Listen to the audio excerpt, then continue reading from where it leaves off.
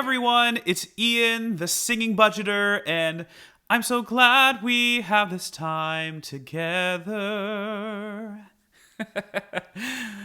So welcome back to my channel. For those of you who are new here, I'm a singer-actor here in Orlando, Florida, and I'm on a journey to becoming debt-free. Alright, so in today's video, we are going to be doing a checkup of my second paycheck for the month of September of 2023. But before we get started, how's everyone doing? I hope you all had a wonderful week. My week was pretty good overall, definitely really busy. But as for my budget, I'm pretty sure I stayed mostly on track. I did have a few missteps here and there, but that's the great thing about budgeting. You live and you learn, and I'm really, just going to keep getting better at this and really honing in on the exact numbers. But even then, it's okay if you spend a little bit more here and there, but as long as you keep track of it, that's all that really matters. But yeah, overall, a really good week.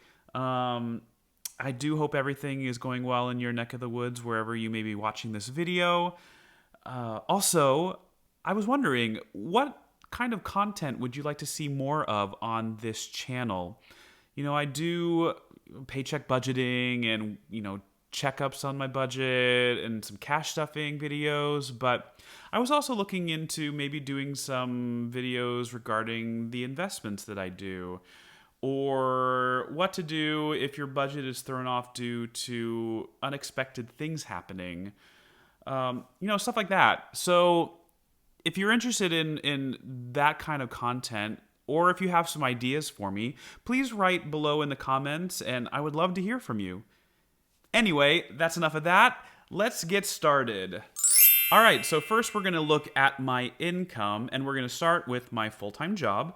And as you know, or if you're new here, I am a 40-hour-a-week employee, and that is what I budget for every paycheck. Now, I do have the opportunity to make some overtime or some extra money here and there, but I never want to budget for that just because it doesn't happen often enough to make it consistent.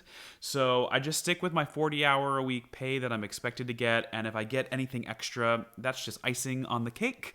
So I budgeted for my normal $922.31, but last week there was a holiday, so it was Labor Day, and so I get an extra 8 hours of pay for that. And so instead of making $922.31, I actually made $1,122.05. It's always nice to make a little bit extra money, am I right?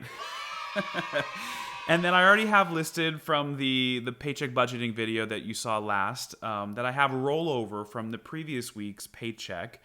Now, I'd initially budgeted $451.18, but I was able to make a bit of extra money last week, and so in total, I actually had $999.17 for my rollover.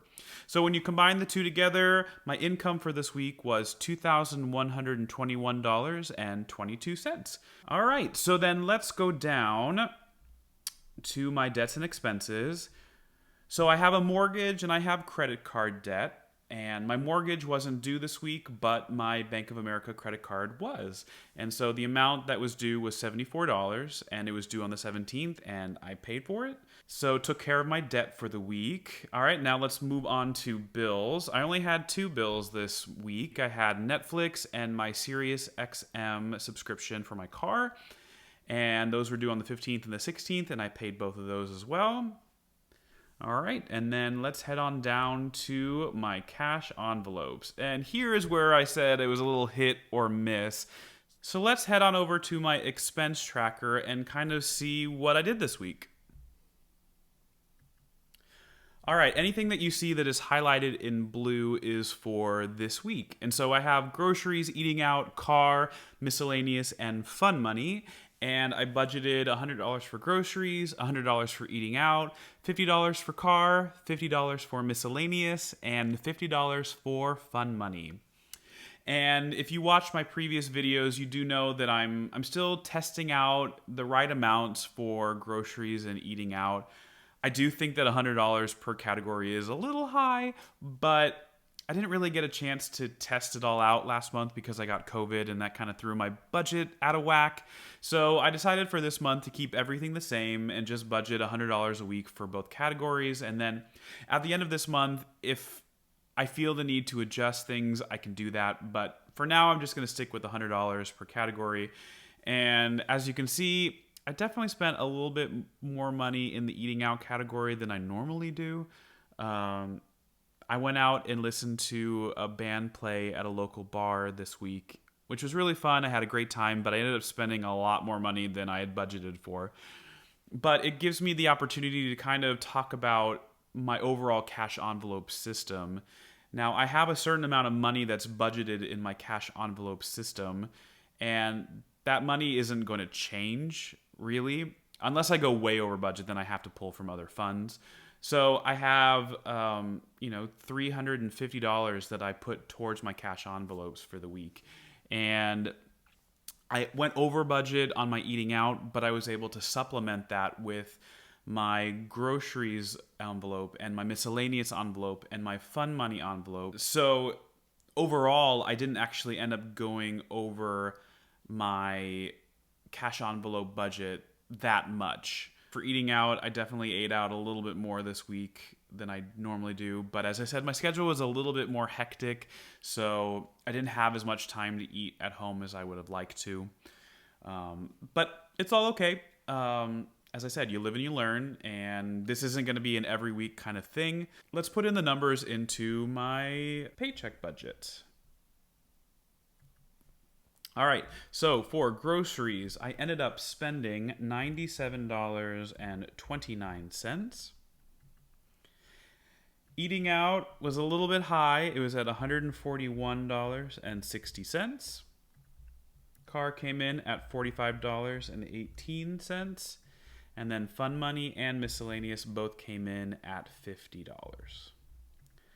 All right, so as I said, I usually budget $350 for my cash envelopes. I was able to supplement a bit of it with my other categories, but I still went over budget by about $35. And next week, I will stick more on track, especially with eating out, to stay on budget. And then let's head down to my sinking funds. And if you watched the last video, we saw the funding of those. So I did fund everything with what I had budgeted for. So that's $100 for car, $100 for medical, $100 for home, $30 for the kids' investment funds, $100 for my emergency fund, and $100 for taxes. I'm also just very happy that I actually got to fund my sinking funds this month, because last month with COVID, I had to pull a lot of my funds out, and the majority of that came from my sinking funds. And so happy that I got to fund that this week. And in total, that was $530. All right, there's nothing in extra expenses this week. And then let's go down to my investing. I have a Roth IRA and a brokerage account and a 401k. My 401k is actually taken out of my paycheck every week, and I don't see it, and it's just automatically invested. So that's wonderful. It's out of sight, out of mind, and I'm investing, which is great. And then I have my brokerage account and my Roth IRA, and those are due the first of the month and the end of the month, so not due this week. And then I have my online savings account that I deposit $10 a week into every Friday. So I did that as well. All right, so that takes care of my checkup for the week. Let's see what the totals come to. All right, so in income, I made $2,121.22. My debt came right in as expected at $74. My controllable debt was also right on target with $24.96. My cash envelopes were a little higher than I was expecting. It came in at $384.07 instead of $350. Sinking funds were right on track at $530. And then nothing for extra expenses and $10 for my investing. So when all is said and done this week, I actually had a rollover of $1,098.19, which is much more than the $384.53 that I had originally budgeted for. So a good week overall, and I'm going to take that money and roll it over into next week's paycheck budget. And then at the very end of the month, if I have anything left over, that is what I'm going to use to pay down my debt. And as I've said in other videos, I never want to take anything and put it towards debt until the end of the month, just in case these unexpected things pop up. I don't want to have to pull things out of savings or cash envelopes or things like that to pay for something unexpected. So I'd rather just have the money in my account until the end of the month. And then once I know everything is paid for, I can then use the rest of the money to pay off my debt. And it looks like, I think, crossing fingers if everything goes the way it's supposed to, that I'll be able to pay off one of my credit cards, which is great. All right, so that is where we are going to end this video. If you like what you saw, please subscribe to the channel. And again, if you have any ideas of content you'd like to see in future videos, whether that be investing, whether that be like tips and tricks about how to keep your budget on track if unexpected things happen, or anything else, please put that below in the comments, and I look forward to hearing from you. And until next time, have a musical day.